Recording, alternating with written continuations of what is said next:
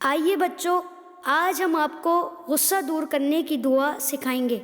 حدیث پاک سے ایک واقعہ سنتے ہیں۔ آؤ دعا سیکھیں ہم، آؤ دعا سیکھیں ہم۔ نبی نے جب ایک شخص کو دیکھا، غصے میں جس کا چہرہ سرخ تھا،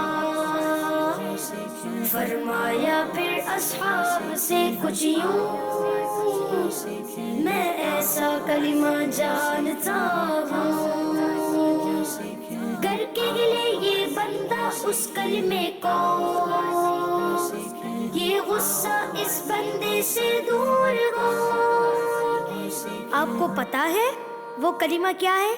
وہ کلمہ یہ ہے، اعوذ باللہ من الشیطان الرجیم، اعوذ باللہ من الشیطان الرجیم۔ بچوں کا مدنی چینل آ گیا۔